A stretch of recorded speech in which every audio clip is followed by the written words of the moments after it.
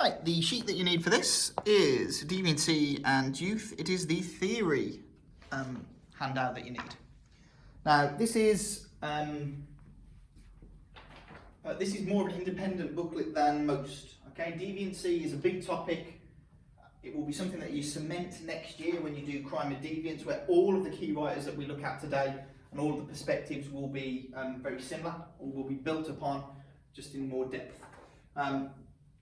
Unfortunately, this booklet starts in a backwards order because we normally end booklets with evaluation, AO3 points. Your booklet begins with it, and it begins with it in the form of David Matzer. Now, David Matzer,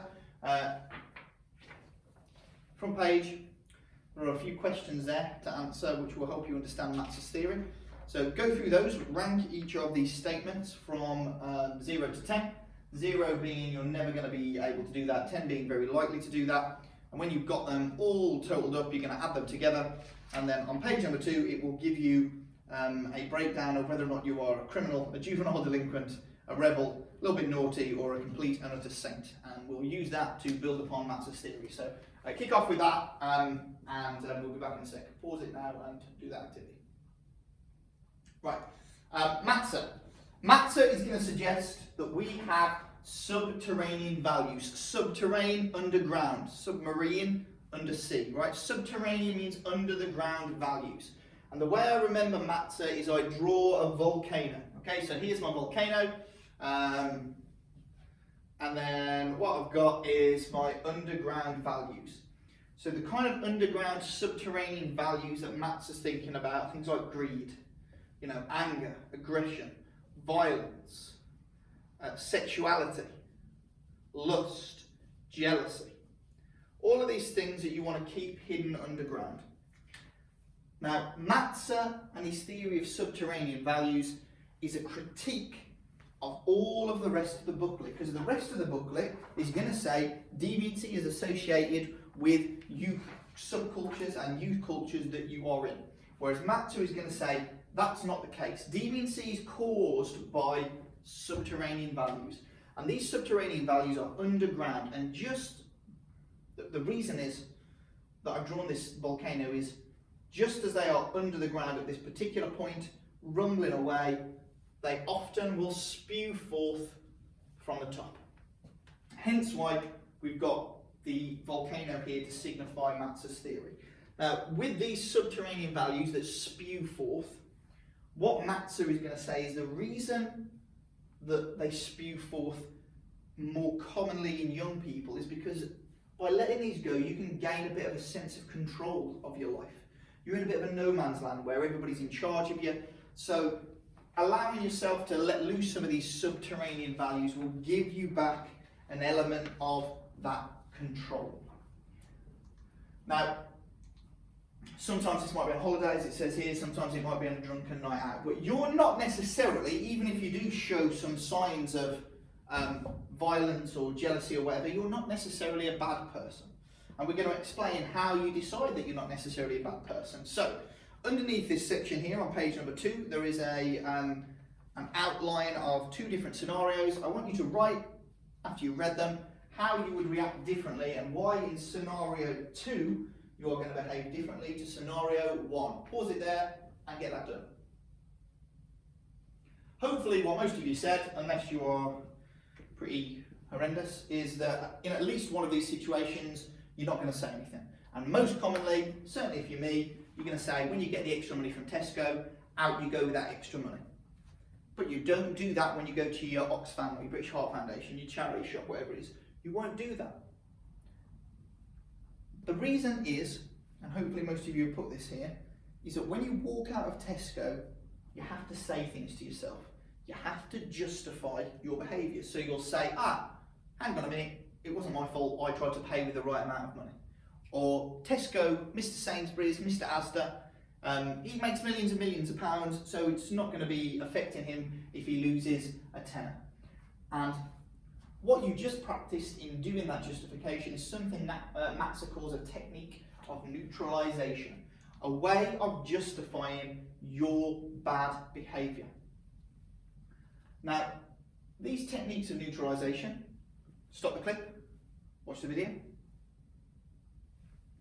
These techniques of neutralization, there are 5 of them, but we're going to look at just 2 now. And you've probably seen them in your explanations as to why you come away with the extra money. The denial of responsibility, right? It wasn't your fault, it was somebody else's. Your parents, the area you're from, the cashier, she gave you the extra money. The denial of injury, nobody got hurt. Well, the cashier, he didn't get hurt because of my actions, or Mr. Sainsbury's doesn't get hurt because I take the extra tenner. Can you please make a note of these techniques of neutralization in your book, please? That will be on page number 3. Underneath that, you will see, once you've hopefully stopped it and put those in, the reason why these techniques of neutralization, which you'll kind of justify your subterranean values with, are important. And the reason they're important is because of Max's idea of drift. So if you imagine, you've got 2 career structures here. One of them is a legitimate career structure, where you might be a doctor, that's probably the top of a legitimate career structure, in the middle maybe a teacher, and at the bottom maybe a cleaner. Okay, over here you've got an illegitimate career structure. This is basically like a criminal kind of structure. So you might get like Pablo Escobar, or your mafia leader at the top. You might get a hooligan in the middle, and at the bottom you might have your druggies, your junkies. Okay, what our subcultural theory will kind of tell us is that a lot of the time, when you're committing a crime, you're in a subculture. And most of these subcultural theorists, from our Marxists, our functionalists, will say, when you're in that subculture, that is you set.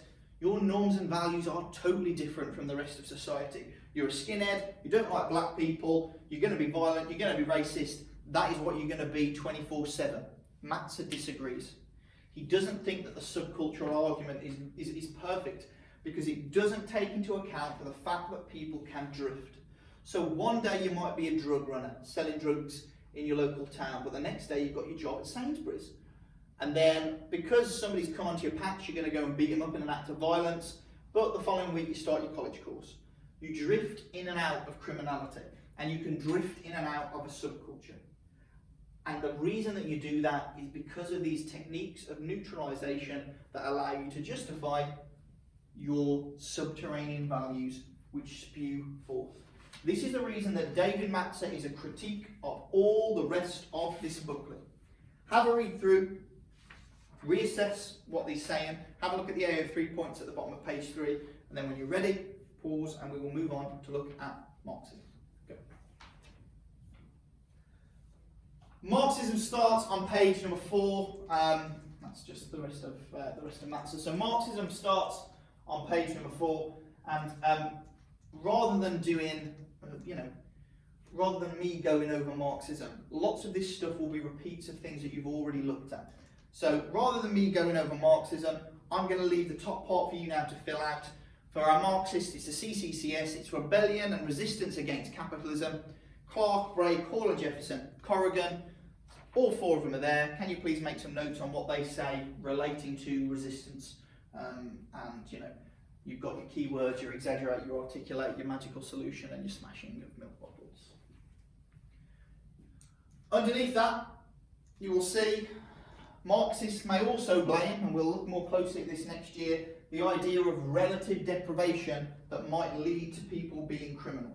Now, what is relative deprivation? Well, relative deprivation is when you have less than those around you. So if we're in a full class of 30 here, right, and all of us are poor, in a world where everybody's poor, even though we might be and we might feel deprived, right, we might not have some things because we're in a very poor country, we are not relatively deprived until just a few of us start to have them. So if out of the 30 class, 5 people can afford a mobile phone, like a fancy phone or a nice car, then the rest of us feel relatively deprived because it's having less than those around you. And this might lead to resentment and crime. Because, according to our Marxists, capitalism promotes consumerism, which means capitalism will show you adverts all day, every day about the phone that you should have, or the trainers that you should have, or the technology that you should be able to own. And obviously, Marxists would say, because you're a lowly member of the proletariat, you are going to feel like you are relatively deprived compared to the middle class, the richer, the bourgeois in society. Underneath that, you will see that there are some evaluation points. And throughout the pages, from page 4 to page 5, to page 6, to page 7, there are evaluation points for each of the social theories that we have. You're about to get an activity sheet, which has got, I'm going to hand out, which has got all the evaluation points on it.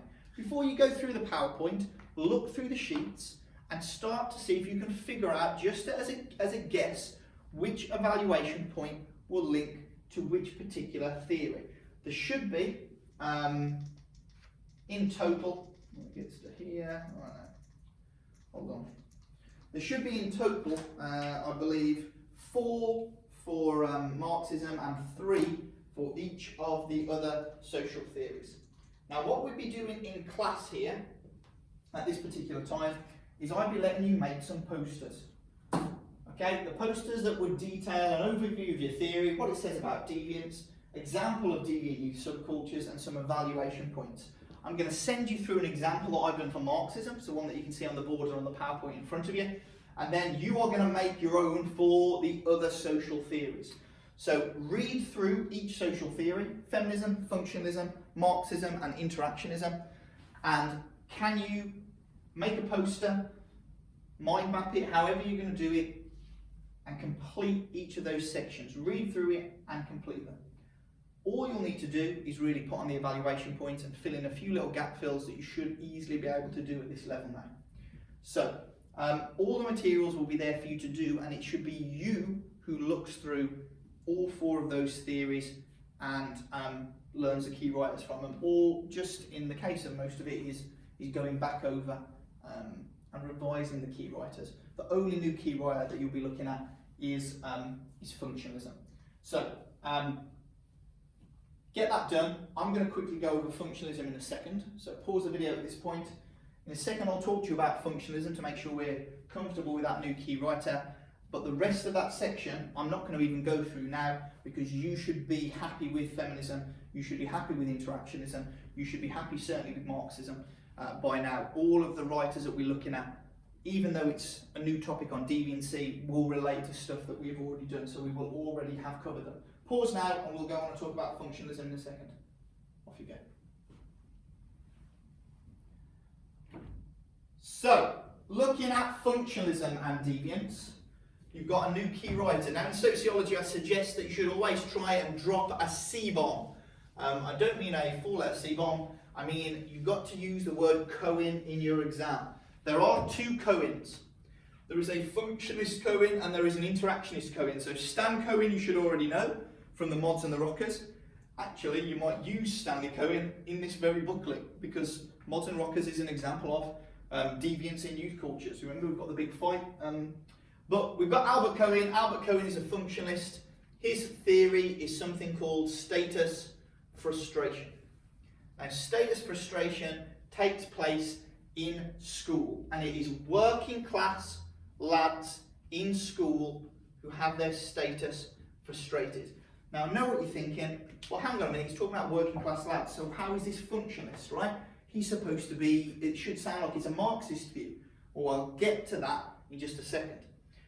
So, these working class lads in school have their status frustrated, and the reason that their status is frustrated is because they are not achieving very well in the education system.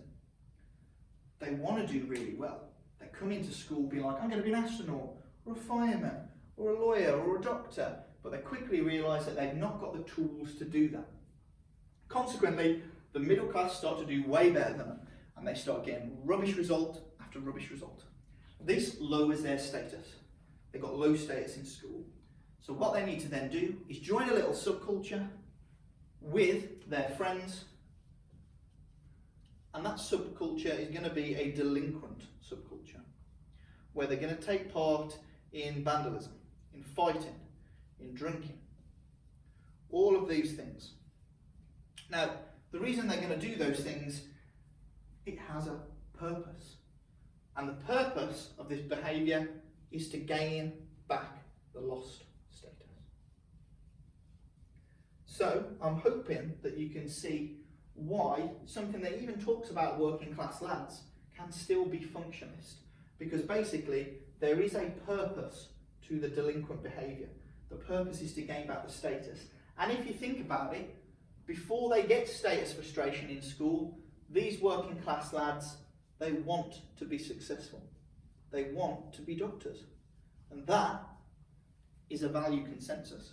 So even before they start being naughty, there's still a functionalist view that we all share the same norms and values that kind of precedes the point where they start to get annoyed and upset in the school system. Right, at this particular point, you should have page 4 done. You should have page 5 done with all of your evaluation put in, page 6 and page 7, which means that you are up to postmodernism. And things are about to get very, very, very simple here. Because you know, when it comes to our postmodernists, they're always going to say something totally different to the rest of the theories. Bang! Watch that video in the bottom right-hand corner. Stick it on now. It's like 10 minutes. I haven't watched every single one of them on here, so you might only be able to stomach 30 seconds of people hitting themselves in the face. But so just watch it. What you've just seen is a postmodern explanation. Not people being dumb, but people showing their emotions. For a postmodernist, they are going to say emotions are the cause for deviant behaviour. And the reason they're going to say this is because, remember, from Lyotard's perspective, meta-narratives are in decline. So all of the social theory that you just looked at, interactionism, feminism, functionalism and Marxism, that give different explanations, whether it's labelling theory, whether it's resistance to the patriarchy and gender convergence, whether it's resistance to capitalism, or whether it's because your status is frustrated at school, all of those explanations cannot give us an absolute truth. Because the reason that subcultures develop and deviant subcultures develop is because of emotions, and emotions are the most important thing. You can't measure emotions, you can't measure them scientifically. Science is a meta-narrative as well as social theory, and all of those are in decline according to Lyotard. Katz would argue that crime is seductive. You're attracted to it, you're going to do it for kicks, because it's fun to fight someone or smash it up a bus shelter. And Stephen Ling would describe thrill seeking as edge work. Right? It's fun to put your life at risk. So I think about edge work, I imagine a roller coaster. And people like roller coasters generally, and they like them because you might die when you get on a roller coaster, especially if it's at Alton Towers. So if you're going to die on this potential roller coaster, that's why it's so thrilling. But for Stephen Ling, crime is even more thrilling than that, because yeah, you might die, but you also could get arrested, and then you lose your home and your family, and all of your social ties disappear. So you're gambling with more than just your life. You're gambling with your life and kind of your everything around you. Your identity is at risk. So for our postmodernists, they would be critical of the fact that any of the other people, or any of the other theories, can try and explain this. They're not going to be able to do it properly because it's emotions. There is no truth to what the other social theories are saying. At present, what you're going to get given is this. A 35-mark essay that says, evaluate the view that youth cultures are often linked to deviant behaviours. And on that sheet you will see a breakdown from the CCCS, from Marxism, labelling, Jock Young, the media and their impact, Cohen and the Mods and Rockers, feminism and deviance, functionalism and deviance, a paragraph on Matzer who would criticise all of them, and then a conclusion using postmodernism. Now, what I want you to do is you are going to plan that essay, and you are now going to complete that essay. And I will be giving you some help to do so now. This is very similar in style to the previous essay that you've done, because the previous essay was focusing on the role that our theories say youth culture plays. Therefore, it was kind of the topic, right? It was kind of a topic. Even though you were using all your theories, you weren't focusing just on one. you were giving like Marxism and comparing that and evaluating it and comparing it to the next one and evaluating it and comparing it to the next one. You're doing the same thing here, okay? You are going through the theories, saying what they say in relation to deviance and giving some evaluation. Now, some of these theories, and I'm looking particularly here at labelling theory and the media, they might not say that youth cultures are always linked with deviant behaviour. They might say, well, actually, it's the media's impact that makes them seem like they are linked to deviant behaviour. So always remember to try and kind of twist the question when you're answering it. Are they going to be in favour? Well, probably not, because it's the fault of the people who give out the label, or it's the fault of the media for creating moral panics. So remember to balance your kind of essay when you're going through these different theories and these different paragraphs. When you reach your conclusion, actually I'll just talk more in brief about these paragraphs. So remember, it's a 35-mark paragraph, so have your point in relation to the question. So this is, will they agree or won't they?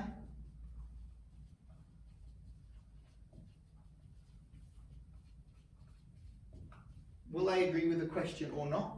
You might even find that within feminism, some feminist writers would say girls aren't very deviant because they're in bedroom culture. Some would find that actually today they are because of gender convergence and girl gangs and the ladettes. So balance, you can almost put a little mini argument within feminism there to balance that out. So will they agree with the question, yes or no? Why are they more or less deviant? Who are the key writers? What do they say? What does this mean? And then AO3 with some evaluation at the bottom. So it might go like this. Feminists would argue that actually, some feminists would argue that actually females are not particularly deviant in their youth subcultures, and that more likely than not they will be spending their time at home. For example, McRobbie and Garber would state that bedroom culture takes place. This is where blah, blah, blah, blah, blah, blah. This shows that women are more greatly social controlled, which is supported by the work of Carol Smart, and might tell us that the time that girls spend is indoors without taking part in aggressive, confrontational or deviant behaviours. However, in recent time, feminist research may challenge this, as we've seen gender convergence, which means blah, blah, blah, blah, blah, blah, blah, blah, in the study of Campbell, blah, blah, blah, blah, blah, blah, blah. And then you get to the back end, and then you AO3 it, okay? So any weaknesses of potentially bedroom culture being out of date, or is this just too naive to just focus on girl gangs? And then you've got Labour and Hunt's criticism of girl gangs as well that you could throw in there. So that's how you're going to produce that those paragraphs. I've also got online an example of how you are going to conclude using postmodernism. And that kind of rough outline is on your PowerPoint at the minute. Note that I have coloured part of my version, here's one I created earlier, to show you that your kind of conclusion always, like I said before, needs to be a bit of a sandwich. Starts with the answer to the question, then has postmodernism on what they would say, and then ends back to the question. So you're picking up marks for AO1 because you're using your key writers. You're telling me what it means when we say meta-narratives are in decline, which is picking up AO2, but you're also getting some AO3 marks because you're still assessing the question and what our postmodernists think. So here is the kind of basic outline that you've got. Your mark scheme will be on the reverse side of the page, so you can 100% be sure that it needs AO1, AO2 and AO3. I know some of you didn't put AO3 in your previous essay, which you absolutely must do. And you are going to complete that. Now, other groups did it in timed conditions, of which you actually have only 45 minutes, potentially 50 minutes tops. Okay? Give yourself an hour to do this, because you need to start getting to the point where I can't now give you a timed essay, really, because I'm not there to police it in class. So when it comes to September, when potentially, or maybe earlier, hopefully earlier, when you are back, you're going to be sitting a progress exam and you're going to be walking in having not done anything in timed conditions officially for like 3 months. Not unless you start to police yourself. So, I'm aiming for 5 pages for this, right, depending on how big your writing is. There's lots to say. Do your plan first, and then you're going to be getting this done, all right? And I'll be marking it and giving it back to you in a couple of weeks or next week, depending on the situation. You've still got, after this, 1, 2, 3 more topics to get done, and then the whole section is complete. And then after that, for the following weeks, it's revision material and really, really crucial lessons that kind of bring everything together and make it really, really, or have a good real go at a kind of, I don't want to say a cheat method, but a really smart method that makes sure that all of the 35 markers that you could get asked, you've kind of got kind of fallback, foolproof method to make sure you're going to be able to answer them quite easily and in a straightforward way. So you are going to plan this, but you are also going to do it. And then when it comes to next week, before the start of your next topic, you'll be submitting it. Okay. So I would like you to get it done, but you're not going to have to get it done in today's lesson. It's got to be submitted sometime before next week. But try and do it in those exam conditions, all right? Because we haven't really got lessons to waste now, because you guys are like 3 lessons behind on the basis that I was ill once, and we had to have those couple of extra lessons after we kind of took you back. So you have got a week to do it, but I want you to do it in time conditions. You've got nothing else to do, have you? You're just sitting around at home, so just do it now. But it is due for next week. So can you get that done? Any problems, of course, let me know. I'll be online for the remainder of the session, and I'll speak to you soon.